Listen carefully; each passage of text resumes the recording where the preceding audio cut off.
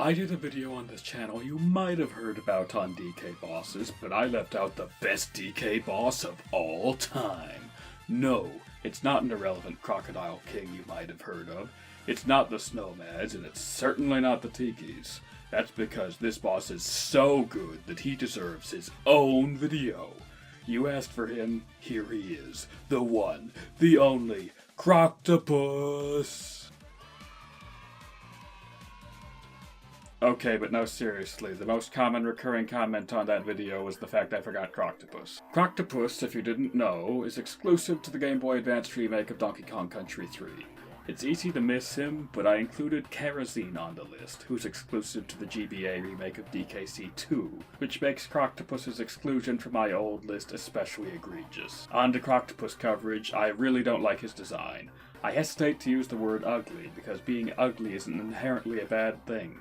You can make an ugly character look appealing. There's plenty of examples of that right in this series. Even Barbos, who Kroctopus partially replaces, is much less of an eyesore and is ugly in a much more cool way. I would probably prefer if Kroctopus was shoved into the endgame bonus world and Barbos kept her spot intact, because putting Kroctopus into Country 3's main game just comes across weird. Some people are only any percenting the game, so they might not even get to see Barbos. More so than just being ugly, Kroctopus is way too simple looking. He's kind of just a blob with eyes and tentacles. That would be bad enough, but he heavily contrasts with the game's existing art style. It's a well-known fact that all of the characters in the original Donkey Kong Country titles are based on 3D models, but Kroctopus here very clearly was not. This boss just looks like it's made in Flash or something, with his tentacles being overlaid and looking much lower quality than anything else in this game. At least the other boss these developers made, Kerosene, tried to emulate the art style, even if he failed.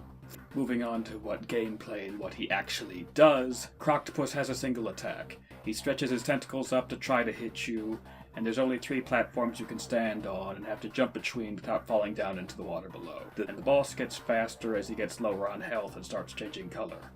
At first, he only reaches out 1 tentacle at a time and is pretty painfully slow, but in the later phases he always reaches out 2 tentacles, and one of those tentacles will always be the center one to make things slightly harder. While he can only move tentacles in straight lines, he also has AI to move them directly towards your character's location, while the second tentacle he moves is a bit more randomized.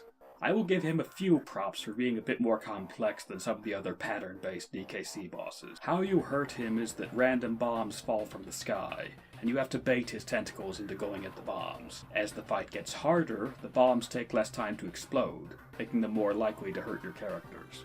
You have to keep moving a lot to not get hit, so this is honestly pretty difficult by the standards of this series, and a perfect run like what you're seeing right now doesn't really do it justice.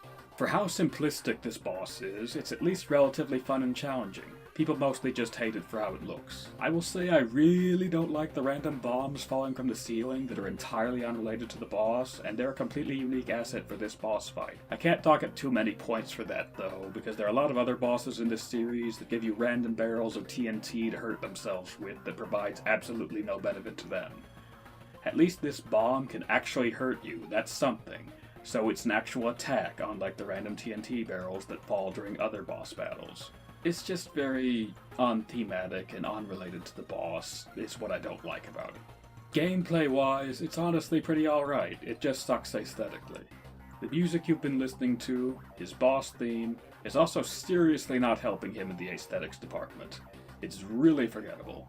So where does it rank in the original list of 60 bosses? The baseline here is Kerosene, his fellow DKC2 boss. He's ranked 42nd, and I think he's a lot better gameplay-wise than that guy. His design, however, is just so ugly that I'm gonna keep him down there. Sorry, Kroctopus, presentation does matter. Before we leave this off, let's go over the other bosses I missed that weren't included on the original list, and that's the bosses from Donkey Kong Land 1. These guys are really simple, so we're gonna speedrun them. There's kind of a reason they were left out originally. First up, Wild Sting. He flies across the screen, trying to hit you, and you have to jump on him. Great. He's super comparable to Very Naughty. He's a generic enemy just like him. The upgrades are he flies from different angles to make him a bit harder to hit, and the fact that he isn't reused. The downside is he literally just uses the exact same sprite as a generic enemy, Flotsam. Very Naughty while looking very similar to regular Naughties, is technically a unique sprite. Extremely simple and minimal effort boss here. This is pretty much the first thing you'd make if I gave you Unity and asked you to make me a boss. Yeah, no, I'm giving this last place below Very Naughty. Yeah, Wild Sting is harder than Very Naughty, but this is just too simple. This is a random flying stingray on land. At least the large Naughty in a cave makes some thematic sense. Next up, Giant Clam. He is again using the sprite of a generic enemy, Clambo, but at least this one actually takes place underwater, unlike Wild Sting. His only attack is to shoot out a pearl projectile, which he shoots directly at you. There is a second clam which you must make him shoot so that it shoots it back at him, making him take damage. That's pretty much everything you need to know about the boss. From there it just gets faster. I'll rank this above most of the worst peg-swinging bosses, 50th above the glitchy DK64 Toy Monster boss. This one is really simple and generic, but at least it has a concept and it's kind of thematic. That's something, right? Hardhat is an actual new design and he's not a copy-pasted enemy. Praise God. He even has a cool animation of throwing his hat at you and pops out of 3 holes at random, which is aesthetically interesting at least. Gameplay-wise, though, he's probably the easiest one yet. All you do is jump over his hat and onto him. He gets a bit fast at the end, but this is still, like, first boss material, way too easy. Which is more offensive when this is boss number 3 out of 4. In spite of having a new design, this is going lower than the Clam. 54th above the first Armadillo fight. That's all the new bosses, and you could technically not bother counting Land 1 K. Rool if you wanted to. It's not a truly new boss like the other 3, it's just K. Rool again. All of the presentation of Country 1's K. Rool fight is stripped here. There are no credits, there's no playing dead, there is no badass theme playing, it's just the ordinary boss battle one. Yes, the boss music in Land 1 is very good, you've been listening to it for a while now, but having the generic boss theme makes him more forgettable when he's sharing it with Wild Sting. He doesn't have the cannonball rain or the small jumps from Country 1 that are unpredictable and hard to avoid. All he has is dashing across the screen, throwing his crown, and a little belly flop attack.